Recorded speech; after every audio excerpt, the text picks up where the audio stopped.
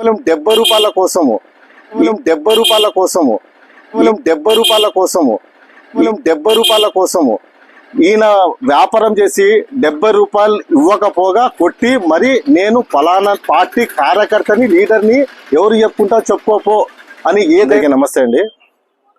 గత వారం శుక్రవారం రోజు బసవ అంటే చిన్న వ్యాపారస్తుడు, అంటే అంటే టీ బంక్ చేసి తన జీవనోపాధి నడిపేవాడు.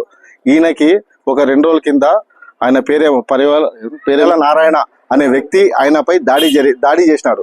ఆ దాడి ఎందుకు చేసినాడు అనేది చాలా హాస్యాస్పదం. అది ఎందుకోసం అంటే కేవలం 70 రూపాయల కోసము ఈయన వ్యాపారం చేసి 70 రూపాయలు ఇవ్వకపోగా కొట్టి మరి నేను ఫలానా పార్టీ కార్యకర్తని లీడర్ని ఎవరు చెప్పుకుంటా చెప్పుకోపో అని ఏ ధైర్యంతో చెప్తున్నారో అర్థం కావట్లేదు.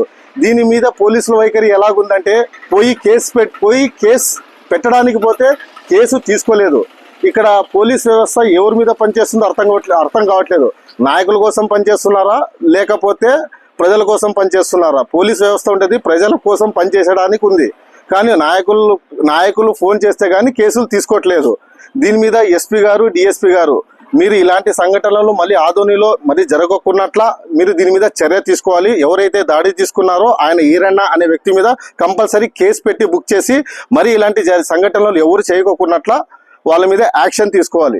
ఇంకా ముఖ్యంగా ఏంటంటే నిఘా కెమెరాలు, అక్కడ కెమెరా చూస్తే మాత్రము ఆ కెమెరా జరిగిన సంఘటన దగ్గర కెమెరా ఉంది, కానీ ఆ కెమెరా రిపోర్ట్ తీసుకోవడానికి పోతే హార్డ్ డిస్క్ లేదని చెప్పి చాలా సింపుల్ గా చెప్పేస్తున్నారు.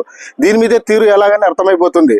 కేవలం రాజకీయంలో పార్టీ అనేది ఉండొచ్చు పోవచ్చు, పార్టీలు మారుతూనే ఉంటాయి, ఏమైనా ఉంటాయి, కానీ సర్వీస్ చేయాల్సింది జనాలకే, నాయకుల కోసం కాదు. ఇది విజ్ఞప్తిస్తూ ఇలాంటి సంఘటనలు మళ్ళీ జరుపుకోకున్నట్ల దీని మీద యాక్షన్ తీసుకోవాలని పోలీస్ ప్రభుత్వానికి అందరికీ కోరుకుంటున్నాను. నా పేరు కాజా ఆదోని.